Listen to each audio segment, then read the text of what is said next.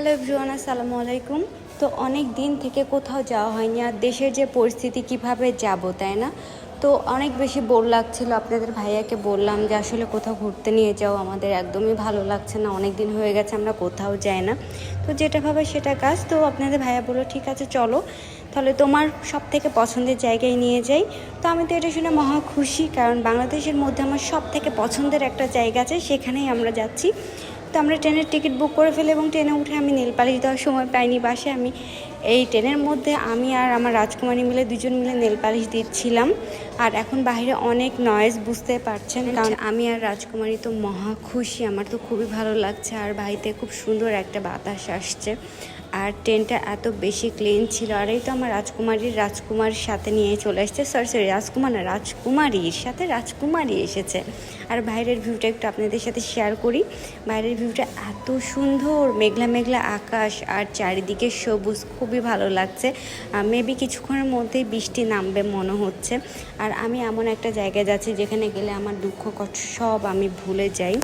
আলহামদুলিল্লাহ, যদিও আমার জীবনে কোনো দুঃখ কষ্ট নাই, কারণ আমি আল্লাহর কাছে যা চেয়েছি তার থেকে দ্বিগুণ আল্লাহ আমাকে দিয়েছে। আর বড় কথা হচ্ছে আপনাদের ভাইয়ার মতন একজন হাজব্যান্ড আমি পেয়েছি, যে সবসময় আমার অনেক বেশি খেয়াল রাখে, কখন কোনটা লাগবে, কখন আমার খারাপ লাগছে, আমাকে ঘুরতে নিয়ে যেতে হবে, ওগুলো সম্পূর্ণ সে খেয়াল রাখে। আলহামদুলিল্লাহ। আর এই তো আল্লাহ আমাকে আরও একটা উপহার দিয়েছে, আমার রাজকুমারী, যে আমাকে ভীষণ ভালোবাসে। সকাল সকাল উঠেছি, তাই আমার ভীষণ ঘুম পাচ্ছিল। আর ট্রেনটা এত বেশি ক্লিন আর এত বেশি পরিষ্কার, আমার খুবই ভালো লাগছে। আর হচ্ছে বাড়িতে খুব সুন্দর একটা বাতাস আসছে।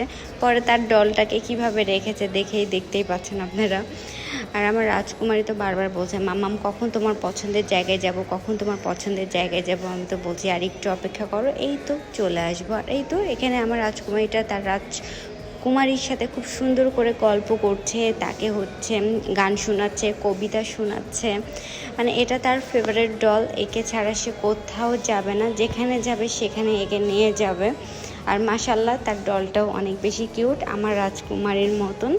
অ্যান্ড সে এত সুন্দর সুন্দর কবিতা বলতেছিল, যদি শোনাইতে পারতাম আপনাদের। আর এই তো আমি হচ্ছে ট্রেন থেকে নেমে গেছি, অ্যান্ড আমি যে হোটেলে যে উঠবো সেখান থেকে আমাদের জন্য গাড়ি পাঠানো হয়েছে। এখন আমরা এই গাড়িতে উঠে চলে যাব আমার পছন্দের জায়গায়।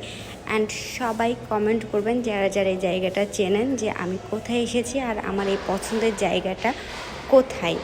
দেখি কে কে বলতে পারেন এই জায়গাটার নাম। আর এই জায়গাটা দেখলেই একটা অন্য রকম শান্তি লাগে।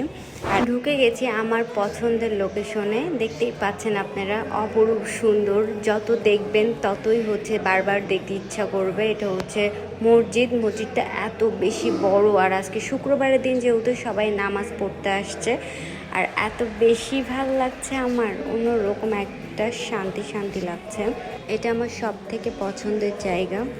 আমি এত জায়গায় ঘুরতে যাই, তারপরে এইখানটাই আমার একটা অন্য রকম শান্তি লাগে। এই জায়গাটা আমার ভীষণ পছন্দের জায়গা। তো নেক্সট ভিডিওগুলো দেখতে অবশ্যই রিমাস মাই পেজে চোখ রাখবেন, খুব সুন্দর সুন্দর ভিডিও আমি আপলোড করব। আর থ্যাংক ইউ ফর ওয়াচিং। বাকি ভিডিওটা এনজয় করেন আপনারা। আল্লাহ হাফেজ।